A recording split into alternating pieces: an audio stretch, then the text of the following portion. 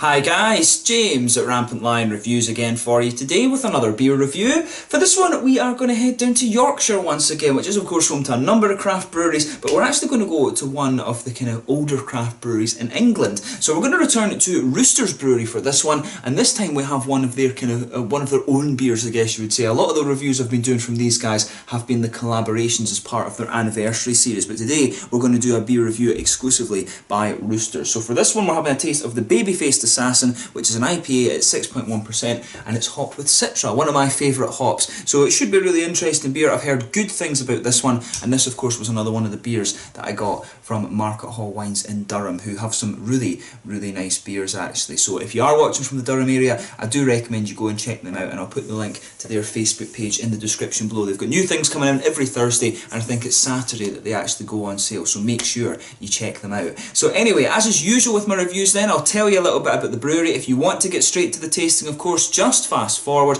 All the usual links are in the description below. That's the brewery website, the link to my other reviews that I've done from Roosters Brewery before. No doubt there will be some more in the near future. There's all the usual social media. If you want to see more beer reviews, do please consider subscribing to the channel. The whole channel, of course, has a geography-based tagging system, so you can go into the homepage and search for beer based on country, city, state, prefecture, county, whatever it is you're actually interested in. Do check out the playlist of beers from different countries. There is one there for all the English beers that I've reviewed for you. That's constantly being added to, and as always, please do get in touch and let me know some of the other beers and breweries that you guys would like to see me review. It's always great to hear from you guys that are watching the videos, and the support that you show the channel is hugely appreciated. So anyway, on to a little bit about the Roosters Brewery then, on to my brewery notes. So Roosters Brewery was founded back in 1993 by Sean Franklin and his wife Alison, and they're based in Knaresborough in Yorkshire. But he'd previously founded the Franklin's Brewery, which he then sold on in 1986. So Sean apparently is quite a perfectionist when it comes to brewing and storing beer, and he's also been heavily involved with the UK National Hop Association as well. But the brewery started off as a cask-only brewery, and they became known for putting a lot of flavour into their beers at a time when most UK breweries were actually starting to strip back. But they won many awards as a result of this, and in 2001 Sean decided that he wanted to retire, and the brewery was then sold to the Fozzard family. So Ian Fozzard had a background as an accountant, and he worked in general management, and he'd also been a long-time member of CAMRA and was also involved in the Road and Inns group, who'd taken over a lot of inns and real ale pubs throughout Yorkshire, giving them a new lease of life basically. But he now runs the brewery with his sons Tom and Oliver. Oliver had worked in brewing at the Daleside Brewery in Harrogate, and then with Copper Dragon, and when the Fozzards took over Roosters, he worked for a few months alongside Sean Franklin and gained his official brewing certificate too. Tom, on the other hand, had a background in publishing and journalism, and he was working at Beer Ritz in Leeds, and he's now the commercial manager of the brewery. But over the years they've continued to expand their capacity, and in 2014 they became one of the first English breweries to put a canning line in their production system, which was really quite cool. And the following year, in 2015, they began to export their beer for the first time as well. And this year, 2018, when I'm filming this review, they're celebrating their 25th anniversary, which is why you guys have been seeing me review a number of collaboration beers involving them. They've been doing one with a different English brewery every month as a celebration of their 25 years, which is pretty cool, I have to say. So definitely a brewery that you want to check out. I've heard very good things about these guys, and it's kind of surprised me actually that it's taken me so long to get round to reviewing some of their beers. You know, that's the channel been around for about 5-6 years now nearly, so it is pretty, it does make me wonder sometimes how some of these breweries can just slip under the radar, but that's craft beer. There's so much of it these days. But yeah, Roosters Brewery, one of the classic kind of English craft breweries. Yorkshire, of course, is a bit of a craft beer hub these days with the likes of Magic Rock and all of these kind of guys. And Northern Monk as well as the other one in Leeds. There's a lot of good craft breweries in Yorkshire, and it's a lovely place, so somewhere that you definitely want to check out. But that's all you need to know about the brewery just now. Let's get on to the actual tasting of this beer itself then. So I'll just let you have a little look at the artwork of this one before we open up. There you see Baby-Faced Assassin. This one quite plainly presented, although I do like the rooster symbol in this one. Established 1993, and yeah, it tells you a little bit on the side here. Brewed and canned in the UK, but brewed with 100% Citra hops that create aromas of mango, apricot, grapefruit and mandarin orange, along with a lasting, juicy, tropical fruity bitterness. Baby-Faced Assassin is a deceptively quaffable India Pale Ale that shouldn't be taken lightly. 6.1%, 176 calories, 2.0 UK units. So yeah, let's get it out then, and we'll get on with the tasting. Once again, thank you to the guys at Market Hall Wines in Durham. I think this was one actually that Mike gave me because I bought so many beers. So thank you to Mike for that one. As I say, check out the link to their Facebook page in the description below. Tell you something, you can smell some of those mangoes coming off that Citra hop already. But look at that. Really quite a clear beer, this one. I was actually expecting it to be a little bit hazy, but you can see solid finger of a frothy, I would say very slightly cream coloured head on this one. It's not perfect white. One or two big bubbles sticking towards the side of the glass and quite a few just heading up towards the bottom of that head there. But overall, you know, it does actually look very, very nice. So yeah, quite a few of them sticking towards the bottom of the glass there, but it does look pretty much as you would expect an IPA to. If I put my fingers behind the glass, you can see there is a good bit of transparency to this beer, which, you know, is unusual these days. A lot of these IPAs are coming out hazy now, but I'm sure it will be very, very good. So let's take a closer look at the aroma then and just see how we get on. Yeah. I'll tell you something, the first thing that jumps out at me with this beer is that kind of classic, slightly grainy-ish English malt base in this one. You can really smell that popping out of this beer.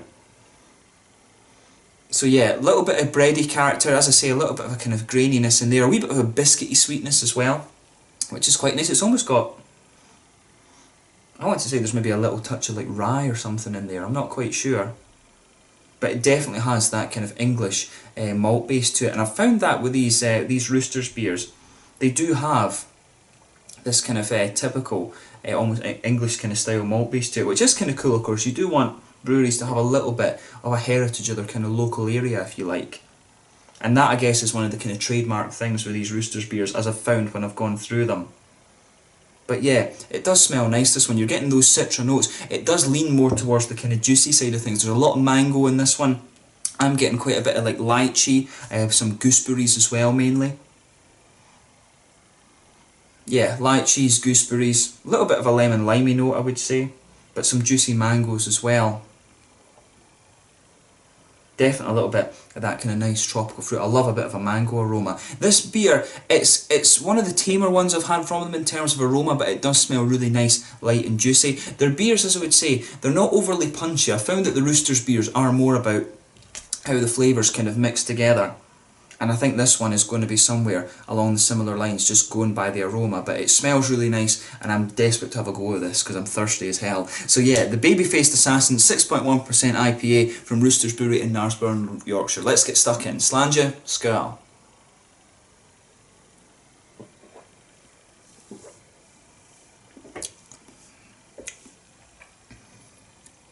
Yeah. That's pretty nice, I have to say.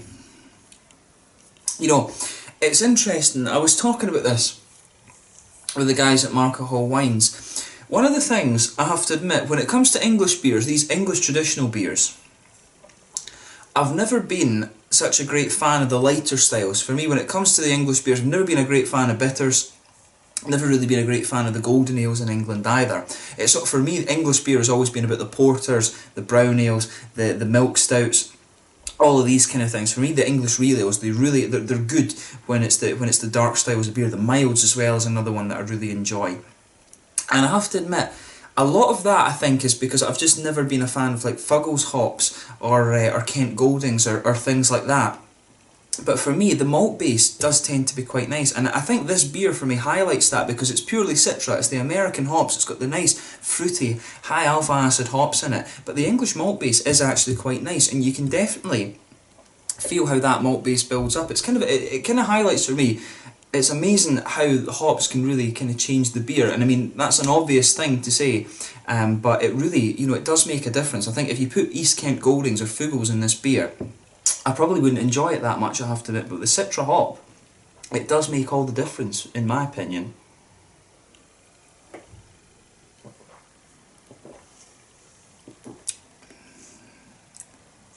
Yeah, the malt base in this beer is really nice. I mean, if you had to pick between what England, for me, does well, between malts and hops, for me, you know, without question, it's the malts. English malts are really nice. I mean, like Maris Otter and things like that, it's a really, really nice malt. I do wonder if they've used some of that in here, but the malt base on this beer is really nice. It's got that class. It does. This is a beer that has the American hoppiness, but it has that kind of classic sort of English malt base, which really works well for it. So The malt base in this one, you've got that nice little bit of a kind of pale malty quality on top of it, but then you can feel the kind of bready, grainy notes just building on top of the tongue. If you go right down the middle of the palate, there's just a little bit of an almost slightly biscuity sweetness to it. It does have a little bit of that kind of English bitter to the malt base, if you like, and I think that suits it. I think I said the same.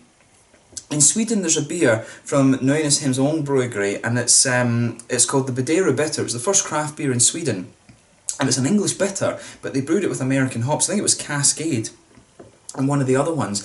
And the English malt bases that you get really do work well with the American hops, in my opinion. I think it's maybe I just don't like the English hop flavours that much. I think it's the earthiness that I'm not such a great fan of in terms of light beers. It can work really well in dark beers, like I was saying, but in things like this, the English malt bases are the better.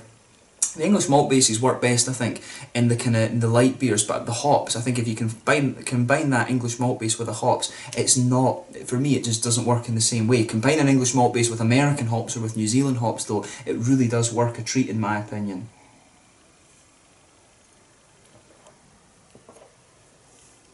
Controversial statement, that, of course, but for me, this is a really nice beer. I mean, I can see why it's really highly rated. I think it had a 93 overall in Rate Beer when I had a quick look earlier on.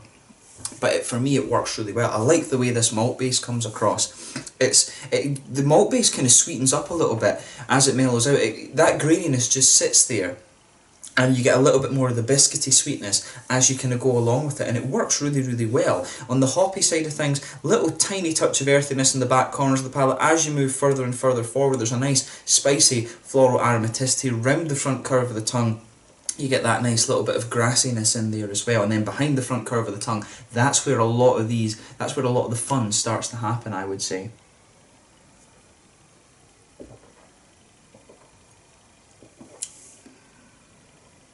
But yeah, they've done a good job with this. I have to say, big thumbs up to Roosters for this one, and I do like that. That, for me, that is a good thing. As I say, combining that kind of classic English ale malt base with the American hops, the kind of New World American hops, it works really, really quite well. So this one is probably some kind of hybrid between an English IPA and an American IPA in some ways. It's got the English malt base, but it has that lovely kind of American hoppy quality to it. Behind the front curve of the tongue, though, as I always say, you get that little oily bubble where the kind of juicy fruits start to come out of the beer. For me, with this one, you can taste a little touch of that grapefruit that kind of underpins the citra, but as it progresses further and further, you get the mangoes, and right now, you've seen how long it was since I took a sip of this beer. That's when you're starting to get the lychees and the kind of gooseberry flavours out of this one. There is maybe a little touch of a limey flavour to this one as well, but for me, this beer is definitely kind of, it's a little bit of grapefruit, a little bit of mango, like I was saying, some lychees, some gooseberries as well. It's just got a nice little fruit bowl to it, but it's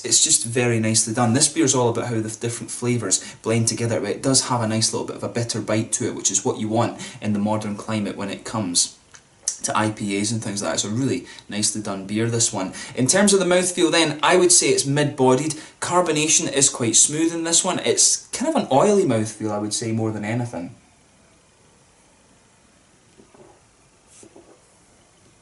Yeah, kind of an oily mouthfeel, this one.